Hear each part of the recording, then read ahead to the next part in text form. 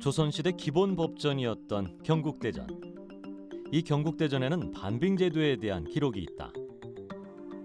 매년 여름의 마지막 달인 음력 6월에 각급 관서 및 문무당상, 70세 이상의 신하 그리고 환자와 죄수에게 이것을 나누어 줬다고 기록했는데 반빙, 바로 얼음이었다.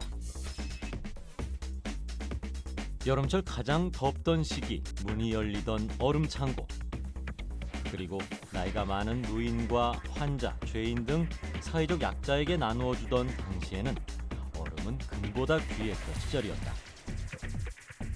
과거에서부터 현재에 이르기까지 더운 여름철 요긴하게 활용했던 얼음. 한여름 얼음 속에 담긴 이야기가 지금 시작된다.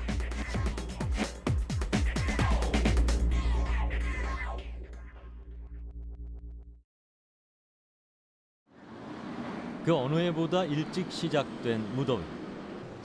폭염에 습도까지 불쾌지수를 끌어올리는 요즘. 사람들은 머릿속에 시원한 계곡과 푸른 파도가 넘실대는 바다를 떠올리며 휴가를 계획한다. 그리고 일상에선 얼음이 최고의 청량제 역할을 하는 계절. 무더위를 식히는 상징인 얼음 사용이 크게 늘면서 그 인기 역시 치솟고 있다.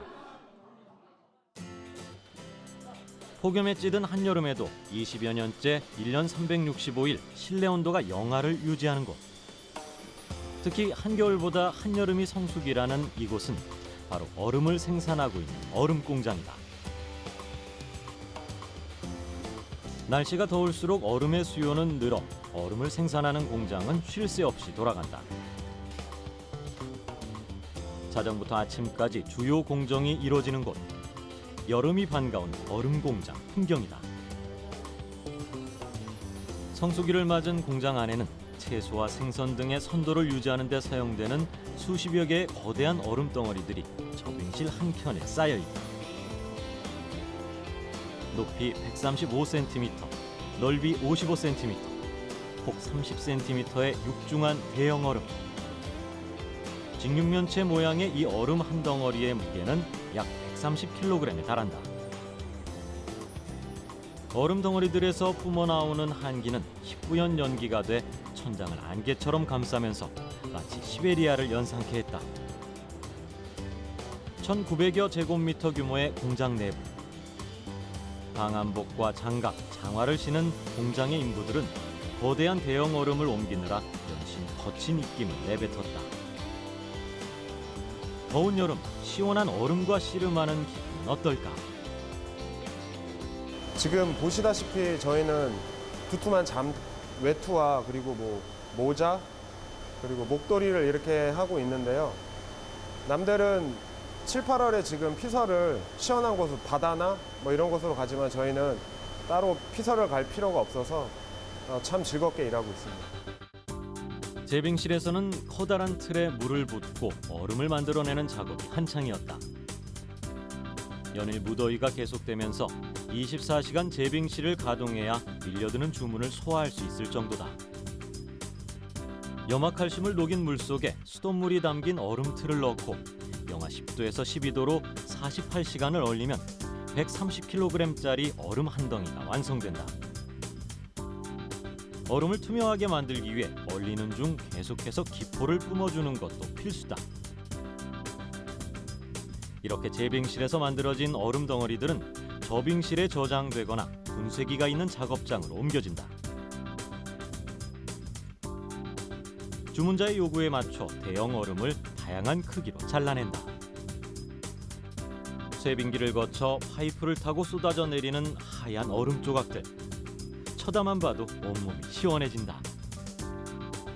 이렇게 분쇄 작업을 마친 얼음은 포장 작업을 거쳐 서울 가락동 농수산물시장, 인천 연안부두 어시장을 비롯해 주류와 음료를 취급하는 업소 등 수도권 전역으로 팔려나간다.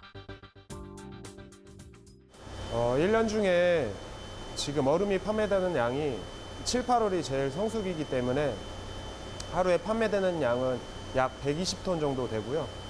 지금은 불황이어서 예전보다는 한 60% 정도 나가는 추세입니다. 지금이야 기술의 발달로 언제 어디서나 먹을 수 있다지만 불과 몇십 년 전만 해도 얼음은 귀한 몸값 자랑하던 것 중 하나였다. 그렇다면 냉장고가 없던 시절 우리 선조들은 여름철 얼음을 어떻게 공수했을까? 경상북도 안동시. 매년 본격적인 추위가 시작되는 소안과 대안 사이에 안동에서는 큰 행사가 열린다. 바로 안동 석빙고 장빙제다. 2002년부터 시행하고 있는 안동 석빙고 장빙제는 낙동강 얼음을 채빙하는 것부터 시작된다. 채취된 얼음을 석빙고까지 옮기는 운빙, 마지막으로 석빙고에 얼음을 저장하는 장빙 등 크게 3가지 순서로 진행되는데 이 모든 것은 옛날 전통 방식 그대로를 재현했다. 참가자들의 복장, 운반 도구까지 선조들이 사용하던 그대로다.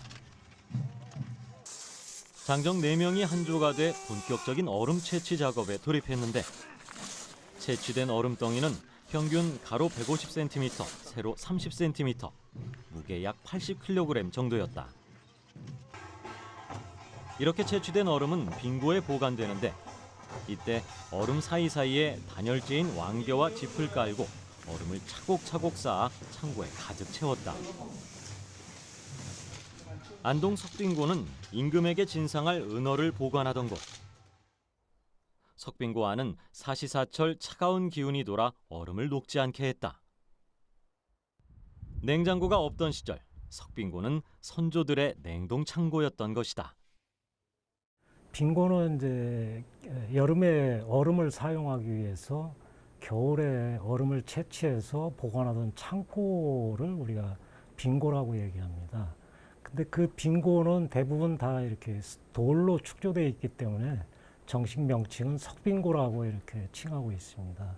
현재 남아있는 석빙고는 경주, 안동, 현풍, 청도 이런 등지에 각지에 지금 남아있는 석빙고들이 대부분 다 조선시대 석빙고들이 남아있고요.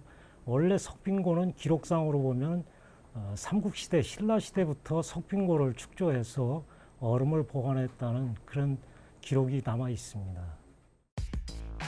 석빙고에서 얼음을 장기간 보관할 수 있는 핵심 기술은 외부의 더워진 열이 실내에 투입되는 시간을 지연시켜주는 기술이다. 실제로 석빙고 내부의 온도는 몇 도 정도일까? 당시 바깥 기온이 32.1도, 석빙고 내부의 온도는 11.5도. 바깥 온도와 무려 20도 정도의 차이를 보일 정도로 석빙고 내부는 차가웠다. 하지만 석빙고 안에는 그 어떤 장치나 구조물도 없다. 대체 무엇이 석빙고 내부를 저온 상태로 유지시키고 있는 것일까?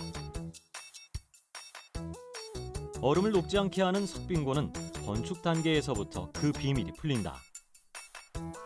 얼음 저장 창고로 사용하기 위해 그 위치는 물론 작은 문이나 계단, 배수로 등 모든 것이 치밀하게 계산돼 설계된 것이다. 먼저 석빙고의 외부 형태를 살펴보면 고분 형태로 둥근 모양을 하고 있다. 출입구에서 바깥에 찬바람이 들어오면 석빙고 안으로 골고루 퍼질 수 있도록 외형을 둥글게 만든 것이다. 덕분에 공기가 원활하게 돌아가면서 찬 공기는 바닥으로 내려가고 더운 공기는 천장으로 올라갔다. 내부 구조를 살펴보면 얼음 녹은 물이 바로 빠져나갈 수 있도록 바닥은 기울어져 있고 데워진 공기가 바로 빠질 수 있도록 천장 곳곳에는 통풍구와 환기구를 설치해 놨다. 뿐만 아니라 석빙고의 지붕에는 흙이 아주 두껍게 덮여 있고 그 위에는 잔디를 깔았다. 그래서 아무리 무더운 여름에도 햇볕의 뜨거운 열기가 안으로 들어올 수 없는 것이다. 여기에 또 하나 주목해야 할 점이 바로 석빙고가 위치한 지형이다. 북쪽 그 배수구는 항상 뒤에 하천이나 강이나 이런 거하고 연결이 되어 있습니다. 그것은 이제 강이나 하천의 물 수면에서 늘 물이 증발하면서 기와 잡열이 발생하고 거기서 이제 공기 냉각 현상이 일어납니다. 그 공기를 석빙고 안으로 유입시켜 갖고 실내 온도를 저온 상태로 유지하기 위해서 구조 자체를 그렇게 만들었다는 점은 지형을 이용한 그런 환경 건축, 생태 건축의 원리를 아주 정확하게 파악하고 자연계 현상을 파악하고 그걸 건축 구조에다가 그대로 적용해서 당시에 삼국시대부터 그런 석빙고를 만들었다는 데 대해서는 놀랍게 바라볼 수가 있겠습니다. 이처럼 선조들의 지혜와 슬기로 만들어진 조선의 냉동창고 석빙고. 석빙고를 축조하는 것 못지않게 빙실 안에 얼음을 넣고 꺼내는 것도 중요한 일이었다. 서빙고에 얼음을 훔치는 도둑들의 이야기를 담은 영화. 이 영화를 보면 그 시절 얼음은 금보다 귀한 물건이었음을 말해주고 있다. 그렇다면 그 옛날 귀했던 얼음은 어떻게 사용됐을까? 보통 여름철 얼음은 시원하게 먹기 위한 부가재료로 왕실의 만찬이나 외국 귀빈이 왔을 때 주로 사용했다. 주로 양반이나 지방 귀족들은 얼음을 활용해 냉면이나 화채 등의 여름 음식을 발달시켰다.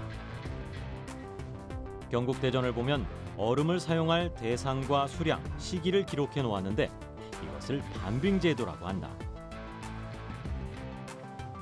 반빙 시기는 음력 6월부터 입추까지. 그런데 반빙 대상을 보면 관리 외에 활인서의 병자들과 의금부의 죄수들도 포함돼 있다. 얼음이 약재로도 사용됐다는 뜻이다. 이에 각 빙고마다 그 역할이 달랐다. 석빙고 중에는 이제 서울에 이제 두 개의 석빙고가 있었습니다. 동빙고와 서빙고가 있었습니다. 동빙고는 왕실에서 종묘제례나 이런 어떤 제사, 국가 중요한 제례 의식을 할 때 보관했던 얼음을 이용하기 위해서 왕실 전용으로 동빙고를 설치해서 사용을 했습니다. 서빙고 경우에는 환자들, 특히 일반 서민들 가운데도 뭐 제수나 이런 사람들까지도 질병이 생겼을 때 치료 의료용으로다가 그 얼음을 사용했다는 실록에 기록이 남아 있습니다. 이렇듯 자연이 주는 원리를 효율적으로 이용해 얼음을 저장했던 석빙고는 근대에 들어 더 이상 활용되지 않으며 그 존재조차 점점 역사 속으로 사라져갔다. 언제 어디서든 신선한 음식을 먹고 싶은 건 인류의 오래된 욕망이다. 과거 조상들이 석빙고를 사용했던 것도 그러한 꿈을 이루기 위해 노력한 산물이었다. 자연 현상에도 이런 석빙고와 유사한 원리를 지니고 있는 곳이 있다. 땀이 줄줄 흐르는 삼복더위가 한창임에도 폭염 속 겨울을 품은 이곳은 무더위에도 오싹오싹 춥고 한여름에도 얼음이 온다는 은밀하고도 신비로운 곳. 일명 얼음골이라 불리는 곳이다.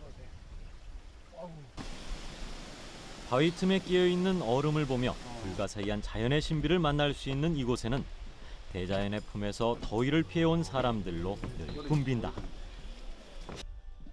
천연기념물 224호인 밀양 얼음골은 천왕산 해발 600m 지점에 위치해 있다.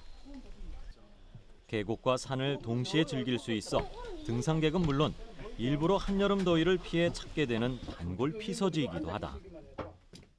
너무 좋아요. 이 여름에 이렇게 얼음 몰고 너무 시원한 이런 처음 봤어요. 얼음골만 들었는데 얼음골란 말만 들었는데 너무너무 좋아요. 공기도 좋고 한림도 좋고 너무너무 좋아요. 이 여름에 이 시원한 공기 속에 이 얼음골이라는 이 차가운 길 위에 휴식을 취하기에 너무나도 좋은 곳이기에 유명합니다. 산 중턱 골짜기에 자리 잡고 있는 얼음골 결빙지는 얼음골 일대 시원한 기운이 시작되는 시발점이라고 할 수 있다.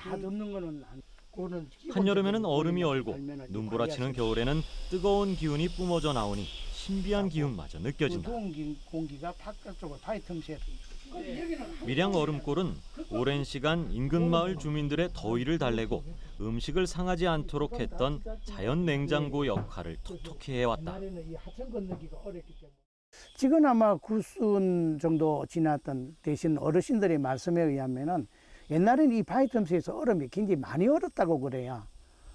그러면 톱을 가지고 와서 이 얼음을 잘라다가 가만에 넣고 그래서 찌개로 지어다가 운반을 해서 활용을 했다라고 이렇게 얘기를 하는 걸 들었습니다. 그다음에 이제 이 여름철에는 이 바위 틈새에 이 장독이라도 이런 거 묻어놓고 음식을 시원하게 만들어서 먹었다는 이야기도 전해 듣기도 했고요.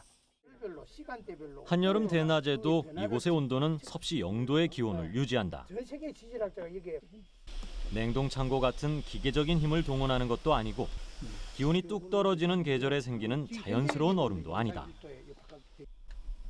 얼음이 어는 것이 뭐 그리 신기해서 기적이라는 말까지 할 정도로 호들갑스러울까 싶기도 하지만 한여름 고산의 눈도 다 녹아내리는 삼복더위에 바위 틈에 어는 얼음이라는 사실만으로도 당연히 호기심의 대상이 될 수밖에 없다. 얼음골 주변에는 폭 50m, 길이 70m에 걸쳐 돌밭이 펼쳐져 있다. 화산암으로 이루어진 얼음골의 거대한 돌밭. 흙에 비해 열 전도율이 높은 돌로 이루어졌다는 것이 석빙고와 닮아 있다. 이 너덜지대를 이루고 있는 돌은 전체적으로 검은색을 띠고 화강암으로 이루어진 다공성 돌이 쌓여 있는데 이 화강암이 한여름에도 얼음이 어는 비밀의 열쇠다. 이런 기현상이 일어나는 이유는 뭘까? 이 바위가 이 얼음골 형성하고 있는 이 지역이 이 수많은 바위들이 그 여들궁으로 형성되어 있습니다. 그 비가 뭐 수십 미터까지 이루어졌다라고 이렇게 이야기를 하는데요. 대기의 그 더운 공기가 바위 틈새로 들어가게 되고 그 들어갔던 공기가 지열에 의해서 단열 냉각이 되어서 이 바위 틈새 아래쪽으로 흘러내려오는 그런 방식에 의해서 이 냉기가 나온다라고 이렇게 얘기를 합니다. 그러나 이 바위 틈새에서 지금 지표에서 흐르는 공기가 영하 1도에서 0도씨를 유지를 하고 있죠.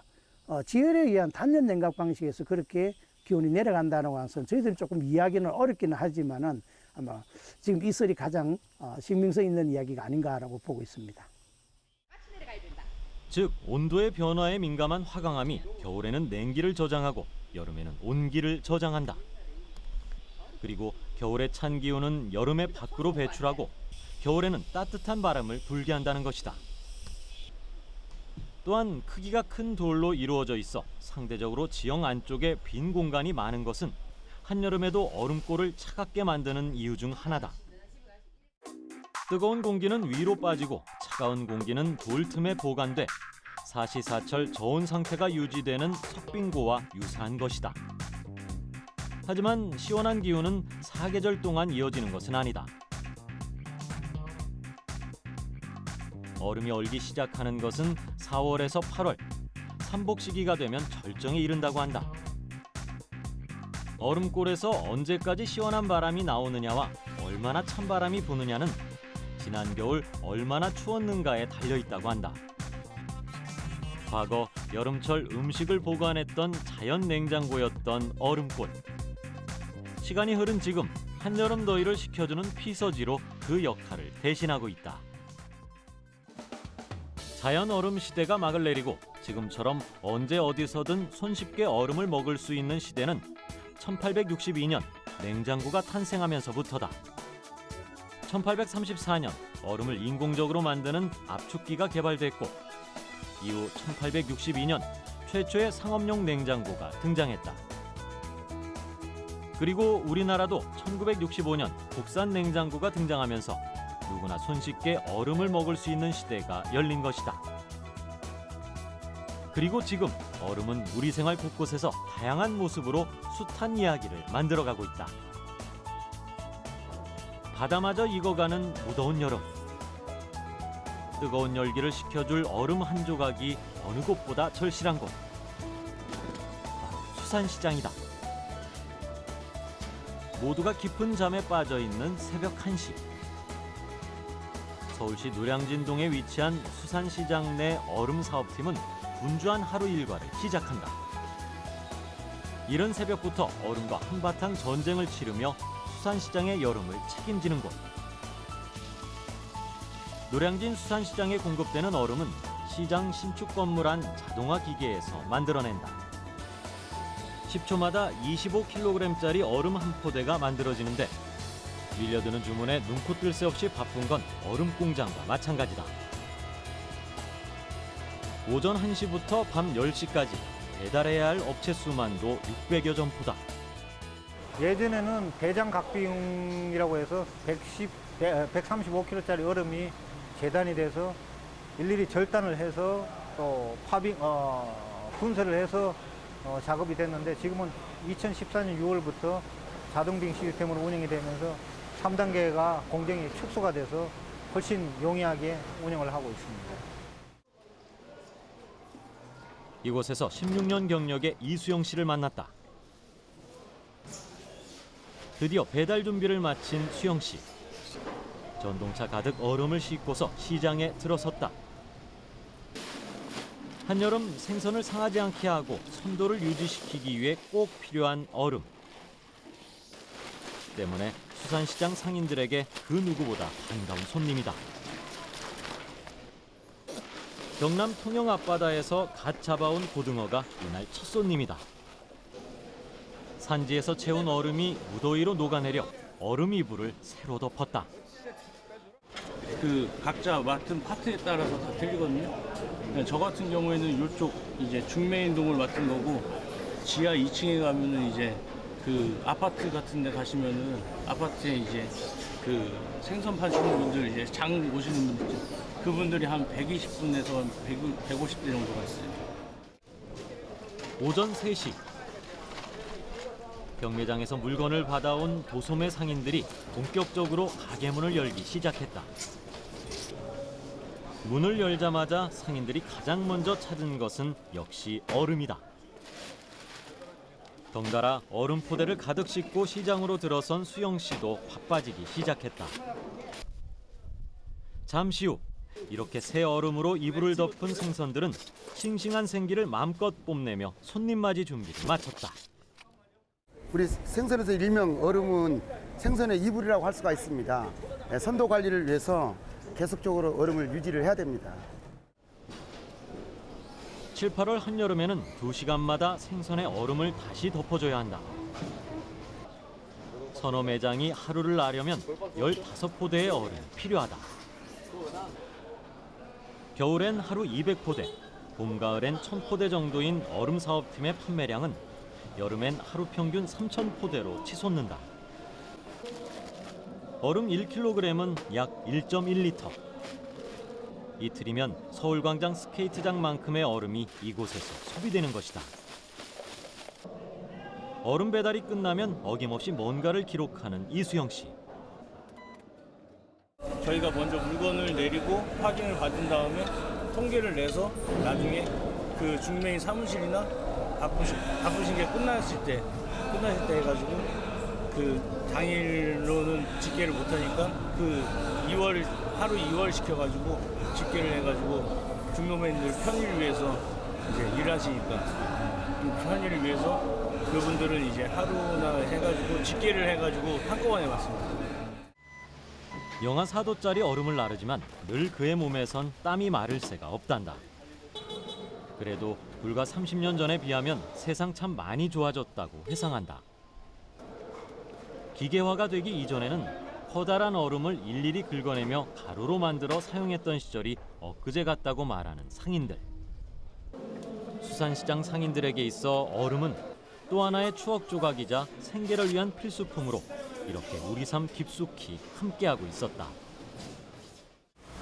저희 같은 경우에는 이제 저희 부서 파트는 이제 신속하게 얼음을 배달해줘서 생선 같은 거를 상하지 않게 하거나 이제 선도 유지를 시켜주는 거를 하니까 뭐 아무래도 뭐 중도매인 분들이나 물건 사시는 분들의 또 선도를 맞춰준다는 의미, 그런 의미에서 보면 저희가 좋은 일을 하고 큰 일을 하는 거라고 생각합니다.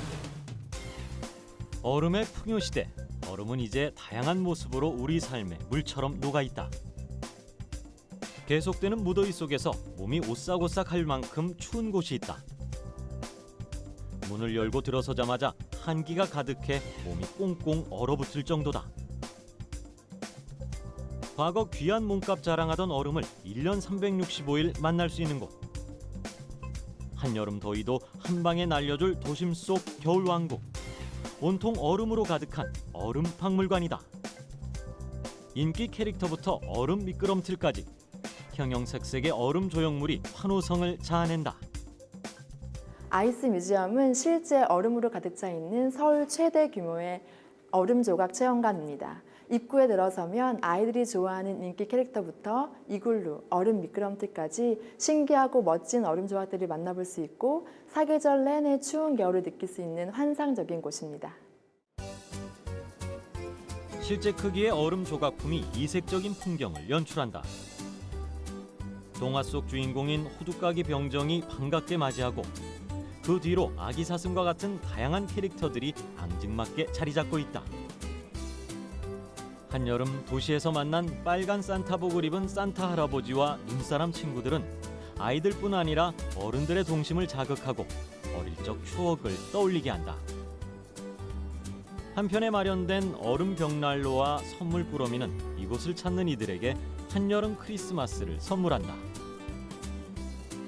얼음으로 만들어진 장난감 세계에서 직접 만지고 사진을 찍는 이색적인 체험. 과거에는 상상조차 못할 일이다. 10m나 되는 얼음 미끄럼틀을 내려오면 등골이 오싹할 정도로 엉덩이가 차갑지만 한여름 얼음 왕국에서 느낄 수 있는 특별한 즐거움이다.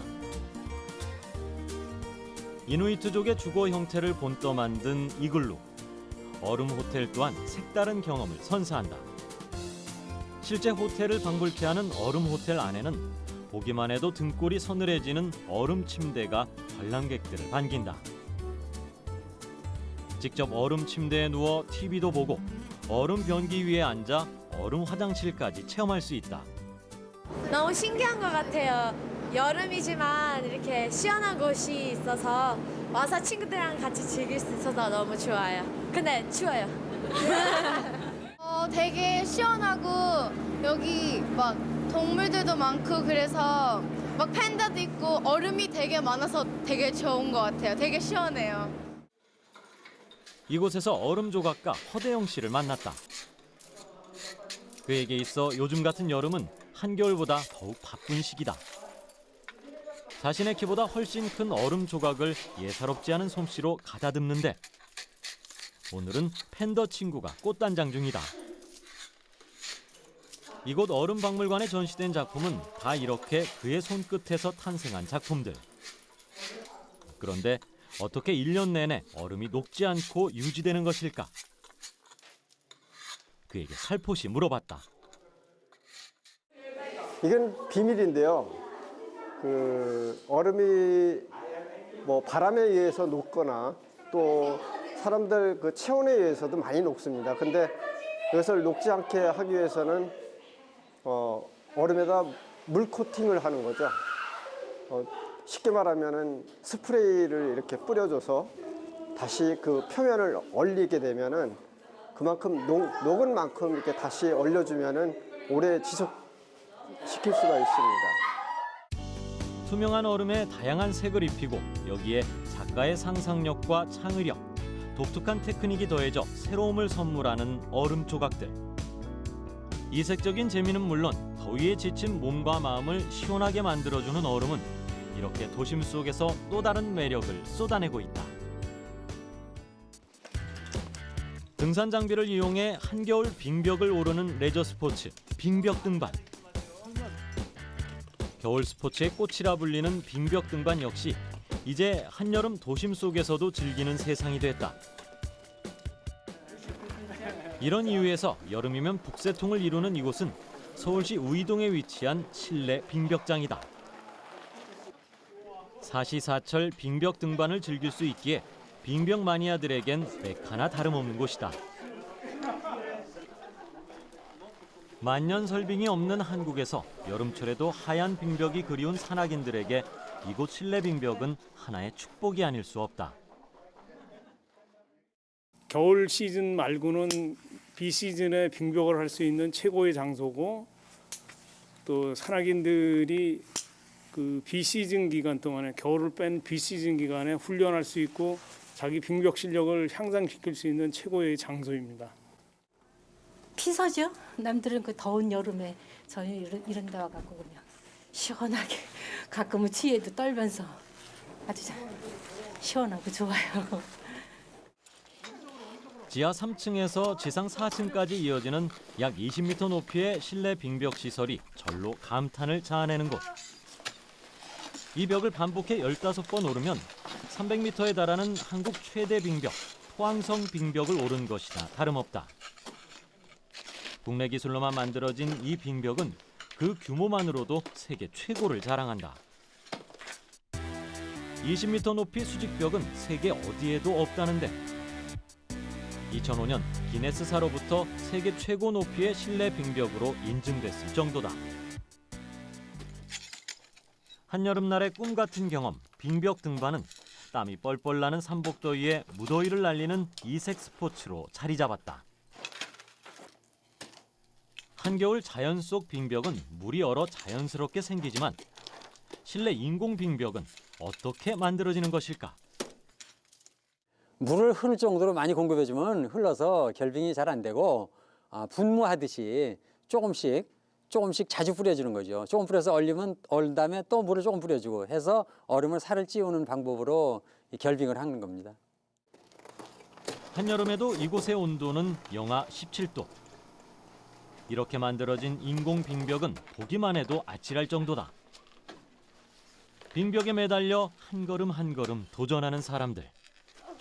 이렇게 오르고 또 오르다 보면 어느새 아무런 잡념도 없이 더위도 날아가고 머리가 맑아진단다. 빙벽 등반은 얼마 전까지만 해도 일부 마니아층들만 즐겼던 스포츠였다. 하지만 요즘은 동호인들이 크게 늘면서 남녀노소 누구나 즐기는 스포츠로 거듭났다. 온몸이 땀으로 흠뻑 젖을 만큼 힘든 운동이지만 정상을 올라갔다가 내려올 때는 다른 어떤 스포츠와도 비교할 수 없는 짜릿함에 환호성이 절로 난다. 매달리는 힘, 끌어올리는 힘은 물론 양발의 균형 감각 등 온몸을 모두 사용해야 하는 전신 운동인 빙벽 등반. 사방이 얼음으로 둘러싸인 곳에서 더위도 피하고 체력도 기르는 일석이조의 운동이다. 여름 속에서 만난 겨울철 얼음. 한여름 도심 속에서 즐기는 빙벽 등반은 또 어떤 매력으로 다가올까? 열이 한 18도 정도 되거든요. 그러니까 밖에서 겨울에 아주 추운데 무슨 설악산이라든가 밖에부터 추울 때 기분을 그대로 느껴요. 그거보다 더 춥다고. 그러니까 굉장히 좋아요. 그래서 권할 만해요. 젊은 사람들한테도. 이런 운동을 통해서 체력 관리도 되고 다이어트가 시원한 피서도 되고 더운 데 가서 복잡거리는 것보다. 지금 한여름이잖아요. 여름에는 또 여름대로 밖은 굉장히 무더운데 여기는 영하 한 20도 되니까 피서가 따로 없고 운동은 운동대로 되고 좋은 것 같아요. 안전장비의 의지에 한 발 한 발 얼음 위를 오르는 사람들. 빙벽 등반은 이처럼 안전장비와 안전수칙만 잘 준수한다면 남녀노소 누구나 즐길 수 있는 스포츠다. 이때 하나둘 빙벽을 오르자 매서운 눈빛으로 연신 눈을 떼지 못하는 사람들이 있다. 로프를 잡고 시선은 위로 향한 사람들. 바로 2인 1조로 서로의 안전을 책임지고 있다고 한다. 등반자가 추락했을 경우에 여기에서 이제 딜레이로 이렇게 확실하게 잡아줍니다. 다치지 않게끔. 한여름 얼음 위에서 즐기는 스포츠라지만 어느새 이마에 구슬땀이 송글송글 맺히는 것은 예사. 겨울을 앞당겨 빙벽 등반의 짜릿함을 선물한 여름철 도시의 얼음 세상, 실내 빙벽장. 영하의 온도에서 느끼는 이열치열. 여름철 도심에서 만난 얼음의 팔색조 매력이 아닐까 싶다. 요즘같이 무더운 여름, 가정 내에서도 얼음 소비량은 급격히 증가하고 있다. 하지만 시원한 물도 꽁꽁 얼린 얼음도 없는 난감한 상황. 이럴 때 얼음을 보다 빨리 얼릴 수 있는 방법은 없을까? 꼭 필요할 때 얼음을 빨리 얼리기 위해서는 가정 내에 있는 알루미늄 포일을 이용한 방법이 있다. 먼저 얼음 트레이 바닥을 알루미늄 포일로 감싸고 냉동실에 넣는다. 일반적인 방법으로 얼렸을 때와 어떻게 다를까? 2시간 후 포일로 감싼 트레이는 얼음이 얼어있는 반면 일반 트레이는 살얼음만 있는 상태. 이유는 포일의 주요 성분인 알루미늄은 열 전도율이 매우 커 냉동실의 냉기를 아주 빠르게 전달할 수 있기 때문이다. 포일이 얼음 얼리는 시간을 단축하는 역할을 하는 셈이다. 그렇다면 모아둔 얼음끼리 엉겨붙지 않게 하려면 어떻게 해야 할까? 방법은 아주 간단하다. 얼음을 보관하는 상자를 우유팩으로 바꾸면 압축된 종이로 제조된 우유팩이 얼음 표면에 생기는 물을 흡수하기 때문에 서로 달라붙지 않는다. 그렇다면 일상에서 알루미늄 포일을 이용한 방법 외에 얼음을 좀 더 빨리 얼릴 수 있는 방법은 없을까? 바로 관행각 현상을 이용하는 방법이 있다. 보통 물은 0도에서 어는 것으로 알려져 있다. 하지만 0도 이하에서도 얼지 않는 현상, 즉 액체가 어느 점 이하에서도 액체 상태를 유지하는 냉장과 냉동 사이를 말한다. 이 관행각 현상을 좀 더 쉽게 알아보기 위해 물이 어는 과정을 살펴보기로 했다. 먼저 일반적으로 가정에서 사용하는 냉동실의 온도가 영하 20도라 가정하고 여기에 물을 담은 페트병을 넣는다. 그리고 온도 측정 장치를 연결해 물이 어는 동안의 온도 변화를 알아보기로 했다. 잠시 후 온도가 내려가기 시작했다. 10분 후 물의 온도는 0도에 도달했다. 그리고 그대로 유지되는데 이때 물의 상태는 완전히 얼지 않아 물과 얼음이 공존해 있는 모습을 볼 수 있다. 물이 관행각 상태에 이른 것이다. 관행각 상태에 이른 물에 충격을 주었다. 충격이 가해지자 순식간에 물이 얼기 시작하는 것을 관찰할 수 있었다. 물이 얼음으로 전환이 될 때는 외부로부터 에너지를 공급을 받아야 됩니다. 그런데 그 과정에서 그 에너지 공급이 충분하지 못하기 때문에 관행각 상태를 유지하고 있는 상태고요. 외부에서 충격이나 아니면 어떤 기계적인 작용에 의해서 에너지가 공급이 되면 그 에너지가 이제 물로 얼음을 전환시키는 그 방아쇠 역할을 하게 됩니다. 냉동실에 물을 넣고 가만히 두면 얼음이 얼기까지 오랜 시간이 소요된다. 이때 이 관행각 현상을 이용하면 보다 빨리 얼음을 얼게 할 수 있는데 방법은 아주 간단하다. 영하 20도의 냉동실에 생수통을 넣고 중간중간 꺼내어 흔들어주거나 충격을 가해주기만 하면 평소보다 빨리 얼음을 얼게 할 수 있다. 얼음의 놀라운 신비는 여기서 끝이 아니다. 그동안 우리가 알고 있던 얼음에 대한 고정관념을 깬다는 아주 특별한 얼음이 있다고 하는데 바로 이 작은 얼음 조각. 얼핏 보면 일반 얼음과 별반 달라 보이지 않는 평범한 모습이다. 하지만 잠시 후 얼음 조각에 불을 붙이자 놀랍게도 정말 얼음에 불이 붙었다. 얼음 결정에 불을 붙이면 타오르는 이 특징 때문에 일명 불타는 얼음으로 불리는 이 얼음의 정체는 바로 하이드레이트다. 하이드레이트는 그 물이 결정을 형성할 때 그 결정 사이사이에 가스 분자가 포획이 되는 그런 결정 화합물이 되겠습니다. 여러 가지 종류의 가스가 포획이 될 수 있는데요. 지금 저희가 포획시킨 가스는 메탄, 에탄, 프로판 같은 천연가스의 주요 성분입니다. 지난 2007년 우리나라는 세계에서 5번째로 하이드레이트 채취에 성공했다. 이후 주목받기 시작한 하이드레이트는 그 형체가 드라이 아이스와 비슷하다. 당시 독도에서 포항 인근 수심 2072m 해저면 아래에서 최대 5cm 정도의 두께인 약 6억 톤의 하이드레이트가 매장돼 있다는 사실을 확인했는데 이는 대한민국 전체가 20년간 사용 가능한 양으로 그 가치는 150조 원으로 추정된다고 한다. 물과 가스가 바닷속에서 만나 굳어진 천연가스인 하이드레이트는 1세제곱미터당 170배 많은 메탄가스가 농축돼 있어 기대를 모았다. 게다가 연소 시 휘발유나 천연가스에 비해 이산화탄소를 절반 이하로 배출하며 매장량도 풍부해 차세대 에너지로 개발될 가능성이 높게 평가되고 있다. 그렇다면 이 불타는 얼음을 인위적으로 만들 수는 없을까? 하이드레이트를 생성하기 위해서는 고압, 저온, 혼합이라는 세 가지 조건을 충족시켜야 한다. 먼저 고압에서 하이드레이트 생성 여부를 가리는 고압 필연 장치에 물과 가스를 넣고 압력을 가해준다.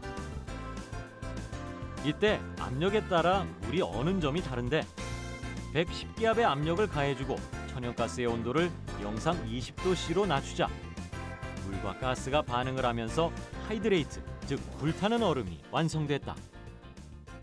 하이드레이트는 많은 분들이 아시다시피 동해에 있는 메탄 하이드레이트가 자원으로서 활용 가치가 높고요. 그 외에도 하이드레이트가 해저 파이프라인을 막는 현상을 일으킵니다. 그렇기 때문에 이런 해양 플랜트를 또는 해저 파이프라인을 건설할 때 이 하이드레이트 막힘 현상을 피할 수 있는 기술을 확보하는 것이 필요합니다. 자연이 준 최고의 선물, 그리고 이를 활용하기 위한 인간의 지혜는 과거 상상조차 할 수 없었던 색다른 얼음의 세계를 만들어냈다. 언제 어디서든 신선한 음식을 먹고 싶은 인류의 오래된 욕망에서 탄생한 얼음. 자연적인 에너지의 변화를 지혜롭게 활용한 결과 우리는 다양한 모습으로 얼음을 만날 수 있게 됐다. 내일의 얼음은 또 어떤 모습으로 우리 곁에 녹아 있을지 기대해 본다.